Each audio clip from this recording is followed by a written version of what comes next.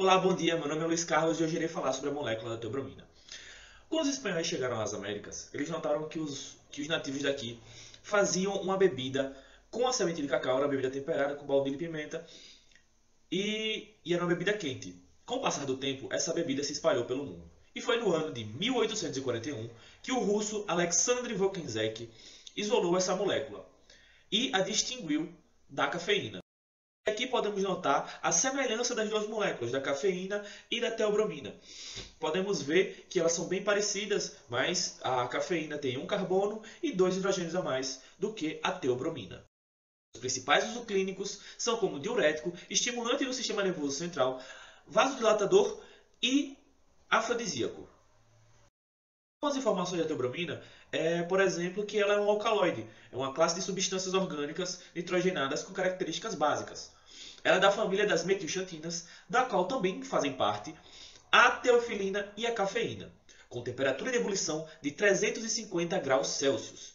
Ela é encontrada em temperatura ambiente no estado sólido com formato de pó. Com seu pKa de 9,9, sua massa molar de 180 gramas por mol, sua nomenclatura segundo a IUPAC é 3,7 de metilxantina ou 3,7 de hidro, 3,7 de metil, 1H purina, 2,6 de iona. Essa molécula é solúvel em água, onde 1 grama é solúvel em 200 ml de água ou 1 grama em 150 ml de água fervendo. Vamos falar um pouco agora sobre a hibridização dessa molécula. Bom, esses carbonos que estão fazendo dupla ligação, eles têm a hibridização sp2, onde é uma ligação pi e outra ligação sigma. Já esses carbonos que estão ligados a esses nitrogênios aqui, dessas extremidades, eles têm ligação sp3. O tipo de hibridização dele é sp3, por só fazerem ligações simples. Podemos falar um pouco sobre a geometria dessa molécula.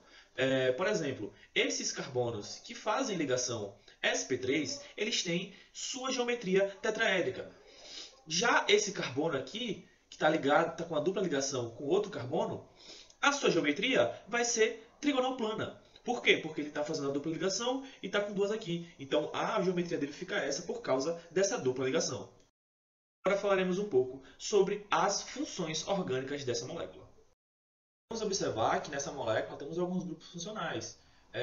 Por exemplo, nesse lado aqui, a gente consegue identificar uma amina, e desse outro lado, a gente consegue identificar uma amida.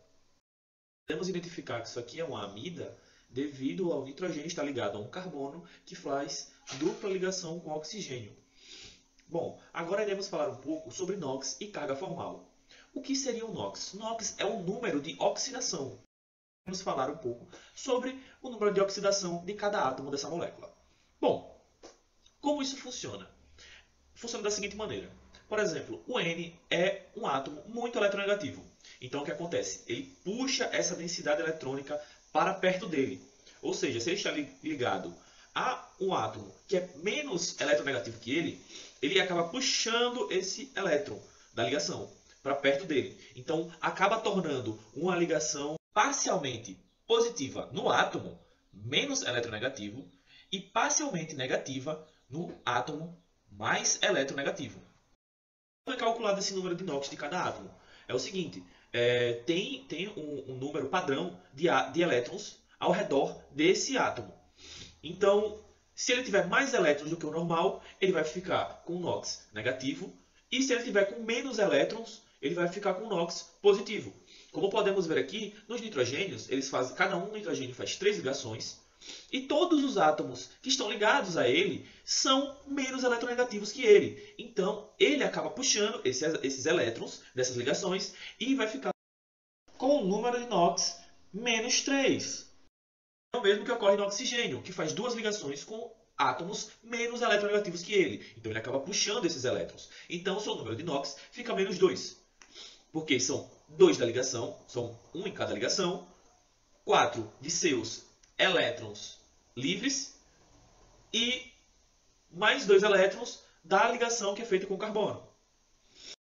Vamos observar nesse carbono aqui em específico que ele está ligado a 3 átomos mais eletronegativos que ele. Só que ele faz uma dupla ligação com um desses átomos. Então, ele está perdendo 4 elétrons que pertencem a ele. Então, o seu número de NOx vai ficar mais 4. Já esse tipo de coisa não ocorre nessa ligação dupla entre carbonos. O porquê? Porque o carbono, tendo a mesma eletronegatividade, cada um permanece com o seu elétron. Então, assim, nesse carbono aqui, que está ligado a 2 hidrogênios e fazendo uma dupla ligação com o carbono, ele está em estado de NOx mais 2, porque ele está perdendo 2 prótons de hidrogênios e ficando com os 2 da sua dupla ligação. Então ele fica com 2 elétrons, mas está faltando 2 para ele ficar no seu estado normal. Então ele vai ficar com um NOx de mais 2. O que podemos fazer com essas informações? Bom, o número de carga formal pode ser calculado com a soma dos números de NOx. Então, quando você pega todos os NOx dessa molécula e o soma, a soma é igual a 0. Ou seja, a carga formal dessa molécula é 0. Essa molécula é um pouco grande. Então, assim, a área de superfície de contato dela é muito grande. Então, ela no meio dela mesma, a área de superfície é muito grande. Aqui está uma dela, aqui está outra dela. A área de superfície é muito grande. Então, isso ocasiona muita interação intermolecular, o que faz seu ponto de fusão seja alto, seja de 350 graus Celsius. E o que acontece com essa molécula em meio aquoso? Bom, no meio aquoso, interagindo com o H2O, o que pode acontecer é dela fazer ligações de hidrogênio. Por que é permitido isso nessa molécula? Bom, como podemos ver aqui, temos 2 oxigênios com pares de elétrons livres. Então, o hidrogênio da água, do H2O, interage com esses elétrons, assim formando ligações de hidrogênio com esta molécula. Bom, então a apresentação é essa. Eu gostaria de agradecer a todos por assistirem.